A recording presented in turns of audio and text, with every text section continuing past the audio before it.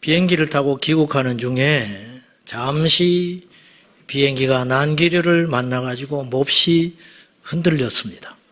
그런 경우가 흔하게 있죠. 기내 방송이 급박하게 나왔습니다. 안전벨트를 꼭 매고 이동하지 말라고. 약 시속 900km로 달리는 비행기가 지상에서 12,000m 정도 떠 있는 걸로 안내판이 뜨는데 그냥 추락하면 100% 죽는 것이죠. 그때 제가 잠깐 묵상을 했습니다. 죽음에 대한 묵상. 내가 이렇게 죽을 수 있겠구나. 내가 죽는다면 이 모습 이대로 하나님 앞에 서게 될 터인데 나는 어떤 평가를 받을 수 있을까? 그리고 내가 그동안 설교를 너무 쉽게 했구나. 순교, 죽음, 죽으면 죽어야지 어떻게 하냐고 내가 이런 설교들을 간혹 가다가 했는데 그 이야기들이 내 가슴에서 나온 소리가 아니고 내 입에서 나온 소리가 될 수 있었겠구나. 그런 생각을 잠깐 하면서 내가 죽으면, 우리 부부가 죽으면은 우리 남아있는 딸은 어떻게 할까? 우리 교회는 어떻게 하나? 내가 죽고 나면 한 달쯤 있다가 담임 목사 뽑자고 하겠지? 그런 어떤 복잡한 생각을, 재미난 생각을 혼자 하면서 당연히 그렇게 하셔야 돼요. 응당 그렇게 하시겠지만은 그런 생각을 잠시 하게 됐습니다. 내가 하나님의 심판대에 선다면 나는 어떤 평가를 받을 것인가? 여러분은 어떻습니까? 절대로 성경에서 부정할 수 없는 하나의 사건. 자, 우리가 죽음을 부정한다고 해서 죽지 않는 게 아니잖아요. 그렇듯이 불가항력적인 것들이 많습니다. 늙어가는 거, 시간이 흘러가는 거, 죽는 거, 그리고 우리가 원든 원치 않든 어떤 모습이든지 간에 하나님의 심판대 앞에 서리라고 하는 것은 현실입니다. 반드시 그런 날이 올 것인데 나는 그런데 관심 없다고 해서 없어지는 게 아니고 나는 그런 것에 괴이치 않고 멋지게 살겠다고 해서 피할 수 있는 것은 아니더라는 것이에요. 성경에는 심판이 있다고 분명히 말씀하고 있고 그 심판 후에는 어떤 결과가 우리에게 있을 것이라고 이야기합니다. 오늘 우리는 이 땅에 호흡하고 살아가는 동안에 내 영혼이 육체에 머무는 이 시간 동안에는 우리가 선택권이 있습니다. 두 가지를 선택할 수 있습니다. 하나님을 선택하든지 세상을 선택하든지 의를 선택하든지 죄를 선택하든지 즉 생명과 사망, 천국과 지옥 우리가 선택할 수 있는데 기억하십시오. 우리 몸에서 영혼이 빠져나가는 그 시간이 죽음이라고 하는 것인데 그때가 맞닥뜨리게 되면 우리는 어쩔 수 없이 하나의 길을 갈 수밖에 없다라는 것이죠.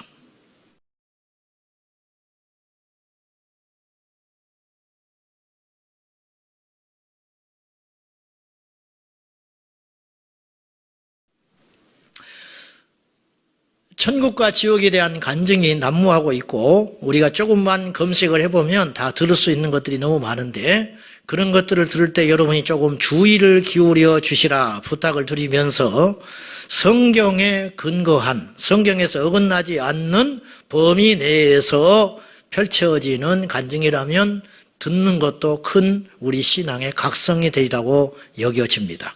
제가 그런 간증을 여러분에게 하나 나눠드리고 싶습니다.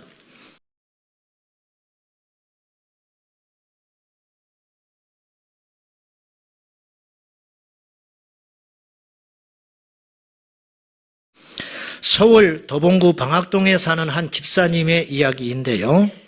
이분은 자신을 이렇게 소개합니다. 나는 습관적인 신앙생활을 해오는 4대째 이름뿐인 기독교인이다. 집사 직분을 받은 지 20년이 되었다. 교회 갈 때에만 성경책을 들고 다녔기에 성경을 하도 읽지 않아서 계시록이 구약에 있는지 헷갈릴 정도였다.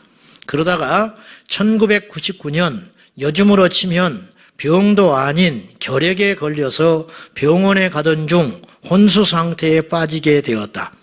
가족들이 안락사를 의논할 때 나를 낳아주시고 길러주신 어머니만이 울면서 결사 반대하셨다. 그 소리를 내가 들을 때쯤 내 몸에서 웬일인지 내 영혼이 쑥 빠져나갔다. 그리고 어딘가를 가서 서 있었다. 그곳에는 수만 명의 남녀노소가 똑바로 줄을 서 있었는데 엄숙하고 정확하며 이탈자도 없이 몸이 경직되어 손가락 하나 까딱할 수 없었고 고개를 돌릴 수조차도 없었다.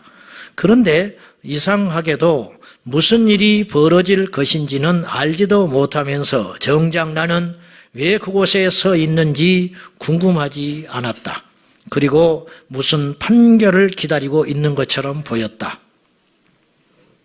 갑자기 내 오른쪽 귀에 어떤 소리가 고통스럽게 들려왔다. 가만히 귀를 기울여 보니 그 소리는 듣기에도 무시무시하고 소름이 끼치는 각 나라의 언어로 수많은 사람들이 고통으로 신음하며 살려달라고 아우성치는 소리였다. 나는 그 소리에 귀가 질려버렸고 너무나 무서웠다. 그러나 움직일 수 없었으므로 소리가 들리는 곳으로 눈동자만 굴려서 바라보니 마치 바다같이 어마어마하게 넓은 웅덩이가 보이는데 그 위로 파도보다도 더 높고 큰 새빨갛고 새파란 불길이 맹렬한 기세로 타오르며 빠른 속력으로 굴러오듯 다가오고 있었다. 그 보좌에서 소리가 나는데 서 있는 사람들에게 무엇인가를 묻는 것 같았다. 대답을 못하거나 머뭇거리는 자는 심판하시는 자의 왼편으로, 확실하게 대답하는 자는 오른편으로 보내지는데 누구 하나 감히 그 앞에 서를 고개를 드는 자가 없었다. 이제 또 다른 어떤 간증을 제가 한번 접해봤는데요. 그 심판을 받는 심판대 앞에서의 그것을 미리 봤어요. 근데 주님이 딱 판결을 내리더래요. 근데 영벌에 대한 판결, 영원한 지옥에 떨어질 것을 판결받는 그 사람들이요, 어떻게 반응을 보이냐면요, 너무너무 충격을 받고 놀래가지고 눈알이 튀어나와 버리더래요. 눈알이 튀어나와 버리고 혀가 이렇게 빠져버리더라는 거예요. 그리고 뭐 거의 혼절하다시피 해서 질질질 끌려나가는 그런 간증을 하는 걸 내가 들은 적이 있습니다. 제가 개인적으로 세상에서 제일 불쌍하게 여기는 사람들은 이런 자기 확신에 찬 사람들이에요. 지옥이 있다면 난 가겠다고 하는 사람들. 천국에 10,000원이니까 나라도 지옥에 가야 된다고. 그런 사람들일수록 제가 보기에는 하나님의 심판대 앞에서 더 비겁하고 두려워할 것 같아요. 여러분, 농담이라도 우리는 그런 농담해서는 안 돼요.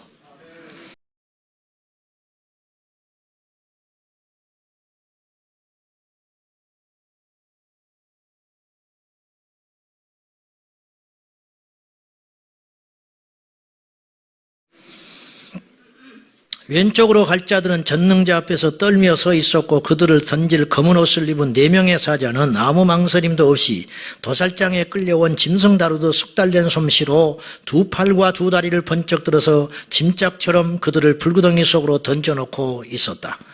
불구덩이 속에 떨어진 자들은 달구어진 프라이팬에서 콩이 튀듯 펄쩍펄쩍 튀어오르며 경악하는 얼굴로 바로 서 있지를 못하고 더 이상 타지도 않는 상태에서 양팔과 양다리를 하늘로 향하고 고통스러워했다.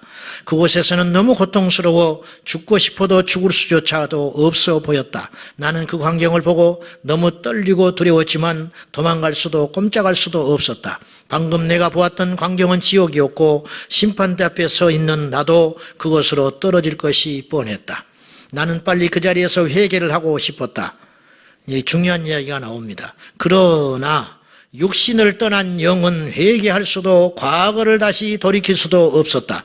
복음성가에도 재림나팔 불면 예비할 수 없다라는 가사가 있듯이 오직 육신이 이 세상에 살아있을 때에만 기회가 있는 것이다.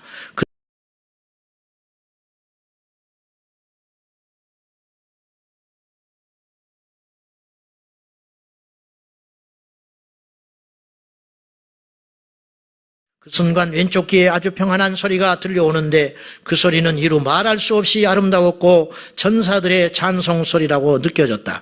소리가 들리는 쪽으로 고개가 기울어졌고 그것을 바라보니 과연 천국이었다. 나는 그 천국으로 정말로 가고 싶었다. 다시 앞을 보니 어느덧 몇백 명만 남아 있었는데 그때 한 명이 천국으로 춤을 추며 들어갔다. 순식간에 내 차례가 왔고 바로 내 앞 여자 한 사람도 천국으로 들어가는데 어찌나 좋은지 이 세상 어떤 춤과도 비교할 수 없는 아름다운 춤을 추며 들어갔다. 충분히 그럴만 했을 것이다. 내가 그 보좌 앞에 서니 보잘것없는 나는 그 위엄에 놀라 고개가 저절로 숙여졌다. 그분이 내게 무엇인가를 질문하셨고 나는 아주 큰 소리로 대답을 하였다. 두렵고 떨림으로 나는 깨어나서 10개월 동안 우리 가족에게조차 말하지 못한 비밀이 있었는데 그것은 내가 목격한 바 수만 명의 사람들 중에 단 2사람만 천국으로 들어가는 것을 보았기 때문이다.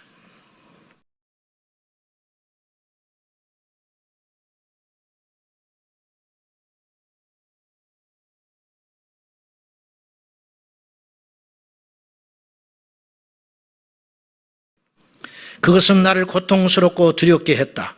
교회를 다니며 직분을 받고 믿는 자라도 항상 힘써야 될 것은 성경에 이른바 너희는 두렵고 떨림으로 구원을 이루라고 하신 말씀과 낙타가 바늘기로 들어가는 것이 부자가 천국에 들어가는 것보다 더 쉽다라고 하신 말씀을 기억하며 우리 모두는 예수를 바로 만나고 바로 믿어야만 한다는 것이다.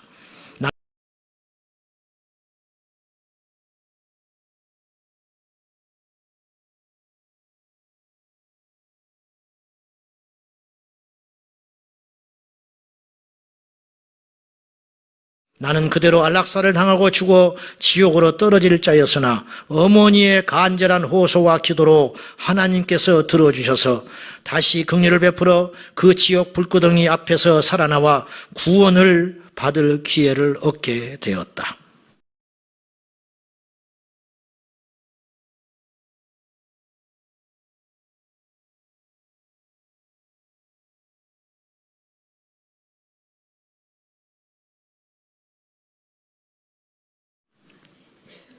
내 폐는 10%밖에 남아있지 않다.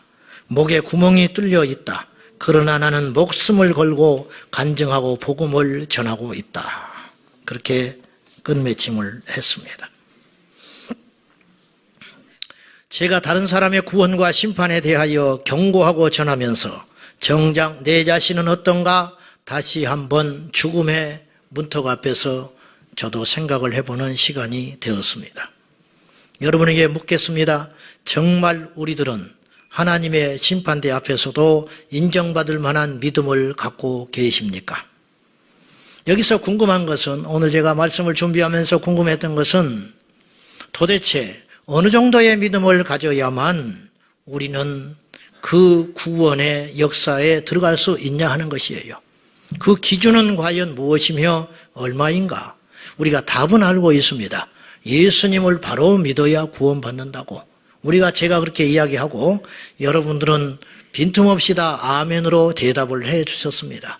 그런데 내가 정말로 궁금한 게 있다 이거예요. 우리가 아멘한 것과는 별개로 내 믿음의 크기와 이 믿음이 주님이 인정해 주는 믿음이냐고 제가 묻고 싶은 것입니다. 우리 주님의 심판과 판결은 정확하며 오류가 없을 것으로 분명히 봅니다.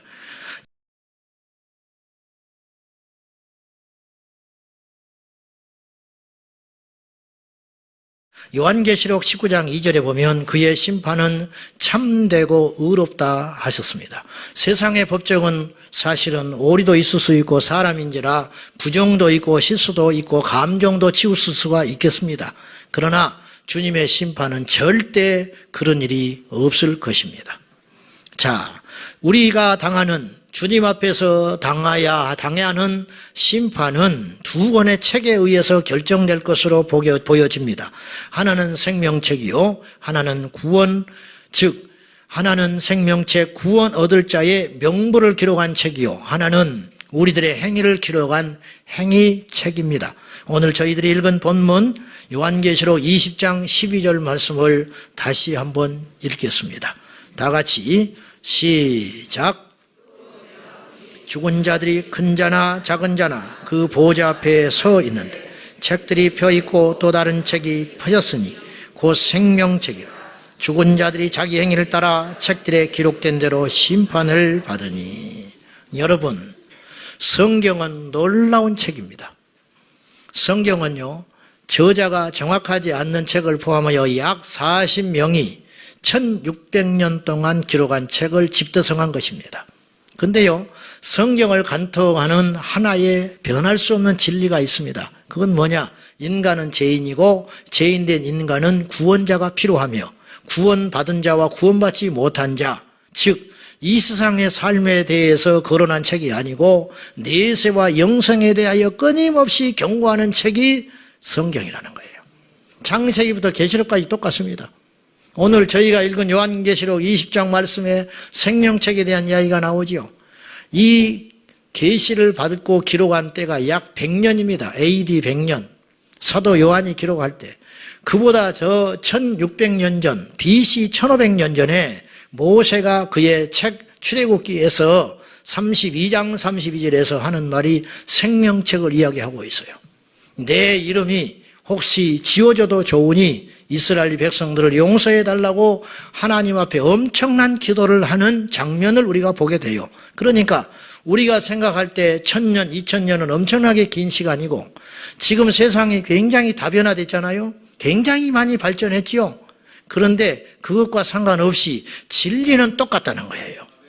즉 모세가 믿는 믿음이나 초대교회 순교자들이 가졌던 믿음이나 오늘 우리가 가졌던 믿음이나 동일한 무게가 동일한 기준을 갖지 않으면 우리도 여전히 버림받을 수 있고 없어질 수 있다는 사실을 기억하셔야 됩니다.